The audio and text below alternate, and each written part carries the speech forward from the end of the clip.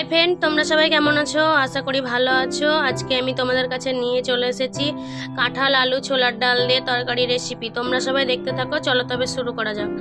দেখো, আমি একটা কাঁঠাল নিয়ে নিয়েছি। এরপর ছোলার ডালগুলো কিছুক্ষণ ভিজিয়ে রাখবো যাতে তাড়াতাড়ি সেদ্ধ হয়। ছোলার ডাল এমনিতেই দেরি হয় একটু সেদ্ধ হতে, তাই কিছুক্ষণ ভিজিয়ে রাখলাম জল দিয়ে। দেখো, আমি আলু আর কাঁঠাল ভালো করে খোসা ছাড়িয়ে পরিষ্কার করে ছোট ছোট টুকরো করে কেটে নিয়েছি। তোমরাও এরকম ভাবে কেটে নেবে। দেখো, কাঁঠালের কি সুন্দর বিচন হয়েছে। মশলার জন্য উপকরণগুলো নিয়েছি: আদা, রসুন, পেঁয়াজ, শুকনো লঙ্কা। এরপর উনুন জ্বালিয়ে কড়াই বসিয়ে দেব। কড়াইয়ের মধ্যে জল দিয়ে দিলাম। এরপর কেটে রাখা কাঁঠাল দিয়ে ছোলার ডাল দিয়ে হাফ সেদ্ধ করে নেব। নাড়াচাড়া করে ঢাকা দিয়ে দেব।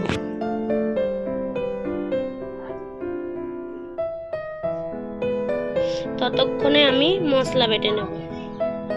আমি শিলনোড়ায় মশলা বেটে নিয়েছি, তোমরা চাইলে মিক্সিতে বেটে নিতে পারো। মশলার জন্য নিয়েছি আদা, রসুন, শুকনো লঙ্কা, গোটা জিরে, গোটা ধনে। বেটে নেব।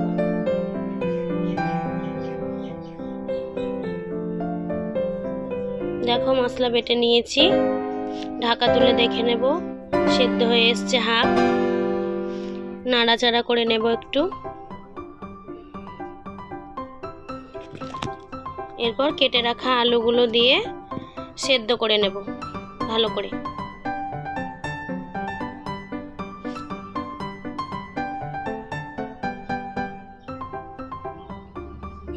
সেদ্ধ হয়ে এসছে, নামিয়ে নেব। দেখো, নামিয়ে নিয়েছি। এরপর কড়াই পরিষ্কার করে ধুয়ে সরষের তেল দিয়ে দেব। তেল গরম হয়ে আসলে তেজপাতা, পাঁচফোড়ন, কুচানো পেঁয়াজ দিয়ে নাড়াচাড়া করে মশলা দিয়ে দেব। মশলা দিয়ে একটু মশলার জল দিয়ে দেব। এরপর হলুদ পরিমাণ মতো লবণ, কাশ্মীরি লঙ্কার গুঁড়ো দিয়ে ভালো করে মশলাটাকে কষিয়ে নেব।